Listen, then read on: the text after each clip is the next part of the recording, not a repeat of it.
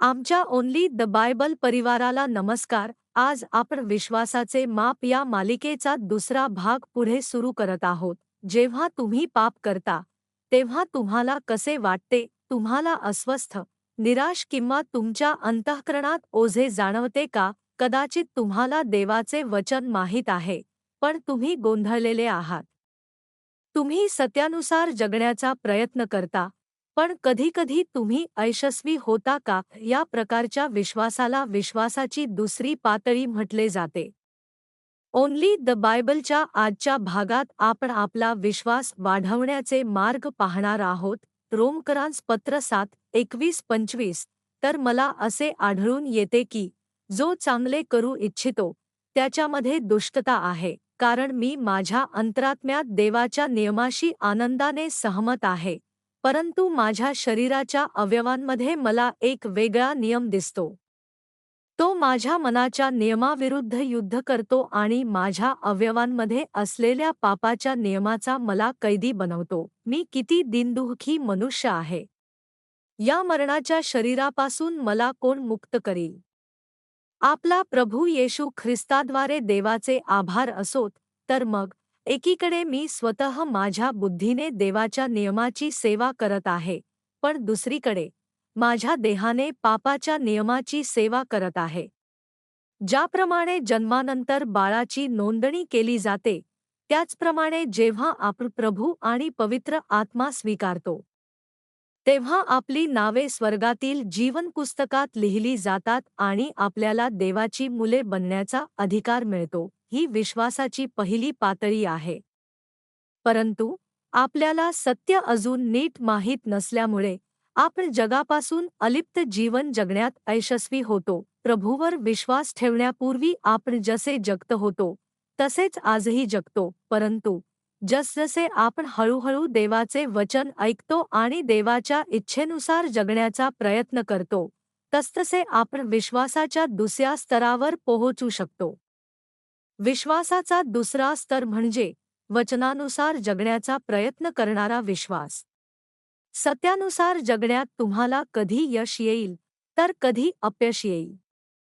उदाहरणार्थ, देवाचे वचन आपल्याला शब्बात दिवस पवित्र माना असे सांगते, परंतु घरी किंवा कामाच्या ठिकाणी एखादी आपत्कालीन परिस्थिती उद्भवल्यास तुम्ही शब्बात पूर्णपणे पाळण्यात अयशस्वी होऊ शकता. तुम्ही देवाच्या वचनाचे पालन करण्याचा आणि अविरत प्रार्थना करण्याचा प्रयत्न करता, पण जेव्हा जीवन धावपळीचे होते तेव्हा तुम्ही ते थांबवून टाकता. जेव्हा तुमच्यावर संकटे आणि अडचणी येतात तेव्हा तुम्ही आनंद साजरा करण्याचा आणि आभार मानण्याचा प्रयत्न करता, पण अखेरीस तुम्ही तक्रार आणि कुरकुर करू लागता. तुम्ही तुमच्यासारखे विचार आणि कल्पना नसलेल्या लोकांना समजून घेण्याचा प्रयत्न करता, पण शेवटी रागावता किंवा भांडता सुद्धा. हृदयातील असत्य हे दैहिक कृत्यांच्या रूपात बाहेरून प्रकट होते, ज्यापासून तुम्ही स्वतः सुटका करून घेऊ शकत नाही. 1 योहान 2:14 मध्ये याला मुलांचा विश्वास असे म्हटले आहे, जो विश्वासाच्या दुसऱ्या स्तराचा भाग आहे. देव मंडळीतील वर्षे किंवा पदावरून विश्वासाचा न्याय करत नाही. एखादी व्यक्ती देवाच्या वचनानुसार किती चालली आहे यावरून देव तिच्यातील विश्वासाची उपस्थिती किंवा अनुपस्थिती ओळखतो. म्हणून जर तुमचा विश्वास दुसऱ्या स्तरावर असेल तर निराश होण्याची गरज नाही. जर तुम्ही सातत्य ठेवले आणि हार मानली नाही, तर देव तुम्हाला निश्चितपणे अधिक मोठ्या विश्वासाकडे घेऊन जाईल. जरी तुम्ही आता पूर्णपणे वचनानुसार जगत नसाल, तरीही तुमच्या परिवर्तनाच्या प्रयत्नांमुळे देवाला आनंद होतो. जेव्हा तुम्ही कळकळीने प्रार्थना कराल, देवाचे सामर्थ्य मिळवाल आणि वचनानुसार जगण्याचा प्रयत्न कराल, तेव्हा तुमच्यात परिवर्तन घडू लागेल. जेव्हा तुम्ही पूर्वी 10 वेळा पाप केले होते, तेव्हा आता तुम्ही 9, 8, 5, 3 आणि मग फक्त एकदाच पाप करता. सरते शेवटी तुमचे अशा व्यक्तीमध्ये रूपांतर होईल जिला पापाची जाणीवच नसेल. जसे तुमचे परिवर्तन होईल तसे तुम्ही वाढाल आणि विश्वासाच्या तिसऱ्या स्तरावर प्रवेश कराल. परंतु जे विश्वासाच्या दुसऱ्या स्तरावर आहेत त्यांना ख्रिस्ती जीवन जगणे कठीण वाटू शकते. जरी तुम्हाला देवाचे वचन माहीत असले आणि तुम्ही पाप, नीतिमत्ता व न्याय यांविषयी शिकला असलात, तरी तुमचे हृदय जगावर प्रेम करत राहते आणि अस्त्याचे अनुसरण करण्याची इच्छा बाळगते. वचनानुसार जगण्याची इच्छा आणि पाप करण्याची इच्छा समान असतात, ज्यामुळे विश्वासाची दुसरी पातळी सर्वात कठीण बनते. जेव्हा पाप करण्याची इच्छा प्रबळ असते, तेव्हा देवाच्या वचनानुसार वागणे अवघड होते. त्यामुळे तुमची आध्यात्मिक पूर्तता हळूहळू कमी होते आणि तुम्ही थकून तुमच्या आध्यात्मिक जीवनाकडे दुर्लक्ष करता. परंतु पवित्र आत्मा शब्दातीत कळवळ्याने मध्यस्थी करतो आणि दुर्बळ जीवाला सोडून देत नाही. रोमकरांस पत्र 8:26. त्याचप्रमाणे आत्माही आमच्या दुर्बळतेस सहाय्य करतो, कारण आपण जशी प्रार्थना करावी तशी कशी करावी हे आपल्याला माहीत नाही, परंतु आत्मा स्वतः शब्दातीत कळवळ्याने आमच्यासाठी मध्यस्थी करतो. विश्वासाच्या पहिल्या स्तरावर, पाप हे पाप आहे हे तुम्हाला माहीत नसते. जेव्हा तुम्ही पाप करता, तेव्हा तुम्हाला आत्म्याचा भार किंवा त्याचा कळवळा जाणवत नाही. एकदा तुम्ही विश्वास आणि पापाच्या दुसऱ्या टप्प्यात प्रवेश केला की, तुम्ही अस्वस्थ होता आणि तुमचा उत्साह कमी झाल्याचे तुम्हाला जाणवते. तुम्हाला पवित्र आत्म्याचा कण्हण्याचा आवाज ऐकू येईल आणि तुम्ही विचार कराल, मी हे करायला नको. विश्वासाच्या दुसऱ्या टप्प्यात, तुम्ही देवाची इच्छा पूर्णपणे समजता वचनानुसार वागता. तुम्ही सत्य शिकला आहात म्हणून, केवळ कर्तव्य म्हणून वचनाचे पालन करण्याचा प्रयत्न करता. उदाहरणार्थ, जर तुम्हाला शब्बात पाळण्याची देवाची इच्छा समजली असती, तर तुम्हाला शब्बात पाळणे कठीण वाटले नसते. देवाची उपासना करणे, स्तुतिगीते गाणे आणि विश्वासणाऱ्यांसोबत सहभागिता करणे यातून मोठा आनंद मिळतो. शब्बातच्या दिवशी जरी लोकांनी तुम्हाला चित्रपट पाहण्यासाठी आमंत्रित केले, तरी तुम्ही कोणताही संकोच न करता ते आमंत्रण नाकाराल. जर तुम्हाला शब्बात पाळण्याची देवाची आज्ञा पूर्णपणे समजली नसेल, तर थकवा आल्यावर तुम्ही संकोच करू शकता. तुम्हाला घरी आराम करावासा वाटेल, तुम्ही द्विधा मनस्थितीत असाल आणि विचार कराल, मी फक्त ऑनलाईन उपासना करू शकत नाही का? जर मित्रांनी रविवारी सहलीला जाण्याचा प्रस्ताव दिला, तर शब्बात पाळावा की सहलीला जावे या द्विधा मनःस्थितीत तुम्ही अडकू शकता. विश्वासाच्या दुसऱ्या स्तरावर, गलतीकरांस पत्र 5:17 आपल्याला सांगते की, देवाच्या वचनानुसार चालण्याची पवित्र आत्म्याची इच्छा ही जगाच्या मागे लागण्याच्या देहाच्या इच्छेविरुद्ध लढते. जर जगाचे अनुसरण करण्याची इच्छा प्रबळ असेल, तर शब्बात मोडण्याची शक्यता अधिक असते. परंतु जर पवित्र आत्म्याचे अनुसरण करण्याची इच्छा प्रबळ असेल, तर तुम्ही शब्बात पाळू शकाल. सर्वात तीव्र लढाई तेव्हा होते, जेव्हा दोन्ही इच्छा समान असतात, म्हणजे 50 ते 50 अशी विभागणी, मग ते सत्याचे हृदय असो वा अस्त्याचे हृदय. जी इच्छा लक्षणीयरित्या प्रबळ असेल तिचाच विजय होईल. जेव्हा दोन्ही बाजू समान ताकदीच्या असतात, तेव्हा ख्रिस्ती जीवन कठीण वाटू शकते. रोमकरांस पत्र 7:22-24. कारण मी माझ्या अंतरात्म्यात देवाच्या नियमाशी आनंदाने सहमत आहे, परंतु माझ्या शरीराच्या अवयवांमध्ये मला एक वेगळा नियम दिसतो. तो माझ्या मनाच्या नियमाविरुद्ध युद्ध करतो आणि माझ्या अवयवांमध्ये असलेल्या पापाच्या नियमाचा मला कैदी बनवतो. मी किती दीनदुबळा माणूस आहे! या मरणाच्या शरीरापासून मला कोण मुक्त करील?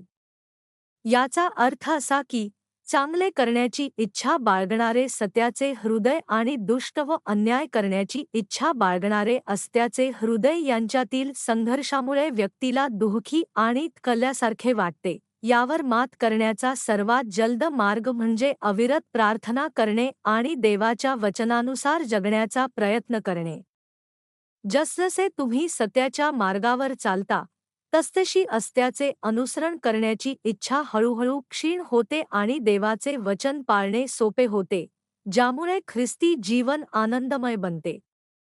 जसा विश्वास वाढतो आणि तुम्ही वचनानुसार चालता, तसे तुम्ही विश्वासाच्या तिसऱ्या स्तरावर प्रवेश करता. विश्वासाचे पहिले आणि दुसरे स्तर हे बाल विश्वासणाऱ्यांसारखे आहेत. विश्वासाचा तिसरा स्तर हा देवाच्या वचनानुसार चालणाऱ्या प्रौढ विश्वासणाऱ्यासारखा आहे. विश्वासाच्या दुसऱ्या स्तरावर असलेल्यांसाठी स्वर्गीय निवासस्थान कसे असेल? देवाच्या वचनानुसार जगण्याचा अगदी लहानसा प्रयत्नही परमेश्वर विश्वास मानतो आणि प्रत्येकाच्या वैयक्तिक आवडीनिवडी व अभिरुचीनुसार एक स्वर्गीय घर व मुकुट तयार करतो. विश्वासाच्या दुसऱ्या स्तरावर असलेल्यांसाठी स्वर्गीय निवासस्थान म्हणजे स्वर्गाचे पहिले राज्य होय. ही खाजगी स्वर्गीय निवासस्थाने पृथ्वीवरील बहुमजली घरे किंवा अपार्टमेंटसारखी असतात. आतमध्ये सुंदर सजवलेल्या लिफ्ट आहेत. तुम्हाला फक्त आत बसायचे आहे आणि ती तुम्हाला तुमच्या इच्छित स्थळी घेऊन जाईल. घरातील प्रत्येक गोष्ट सुसज्ज आहे. राहण्यात कोणताही त्रास नाही. ज्यांना संगीत आवडते त्यांच्यासाठी वाजवण्याची वाद्ये आहेत आणि ज्यांना पुस्तके आवडतात त्यांच्यासाठी आरामात वाचन करण्याकरिता जागा आहे. याशिवाय अनेक सुंदर बागा, मोठी उद्याने, जंगले आणि सर्व प्रकारच्या सुसज्ज सोयीसुविधा आहेत. तिथे मनोरंजन उद्याने, जलतरण तलाव, गोल्फ कोर्स आणि अनेक क्रीडा सुविधा आहेत.